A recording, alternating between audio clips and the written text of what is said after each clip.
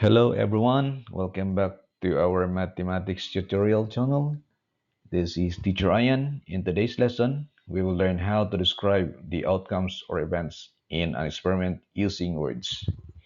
This topic is part of probability, help us to understand the likelihood of events happening in everyday life. By the end of this video, you should be able to identify outcomes of an experiment and describe events using words. So let's get started. Okay, what is an outcome? In probability, an experiment is an activity that produces results. Examples of experiments. We have one, tossing a coin. Another, rolling a die. Next, spinning a spinner and drawing a card. Its possible result is an experiment is called an outcome. So, pag nag-draw ka ng card, that is experiment. Then the result, that is the outcome. Another example,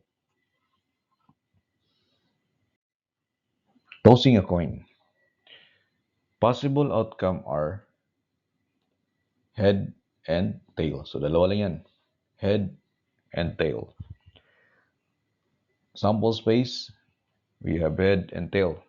But instead of just writing symbols, we can describe the outcomes in words. Example, the coin lands head or the coin lands tail. Next, what is an event? An event is a group of outcomes that share a certain condition. In simple words, an event is something that may happen during the experiment. Example, rolling a die. The sample space is or are 1, 2, 3, 4, 5, and 6. Now, let's describe events in words.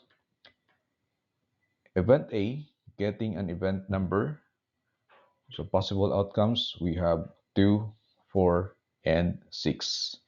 Because our event is getting an even number. This is not event.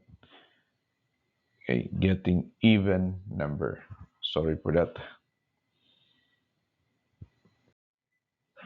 The event of getting an even number when a die is rolled. Okay, another example or more example. We have tossing a coins. Sample space.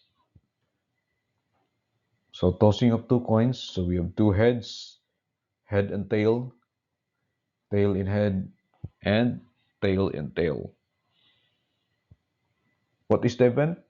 The event getting two heads. So we have head and head. This is our event. The event where both coins land on heads. So dalawa po. Another example, rolling a die. Getting a number greater than 4. Again, getting a number greater than 4. So ano yung possible outcome natin? Alright, very good. We have 5 and 6 kasi greater than 4. Mas mataas sa 4. In word, we have the event of getting a number greater than 4 when rolling a die.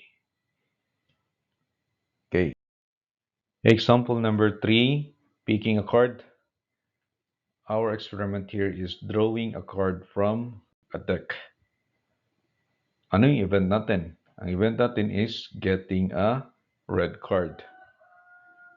So description in words, we have the event of selecting a card either a heart or diamond. So ito po ang ating example.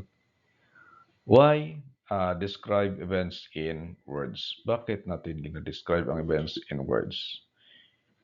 Because describing events in words help us una clearly understand what is happening in an experiment.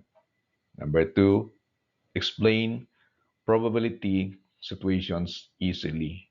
And pangatlo, apply probability in real life situations. Example of real life situations, we have example predicting weather, playing game, sports statistics, and of course, decision making. So yan po ang kahalagahan ng um, describing events and words. And that's how we describe the outcomes or events in an experiment using words. Remember that an outcome is a single result of an experiment, and an event is a set of outcomes that satisfies a condition. If you learned something today, don't forget to like this video, share with your classmates, and subscribe for more math tutorials. Thank you for watching and see you in the next lesson. Bye bye.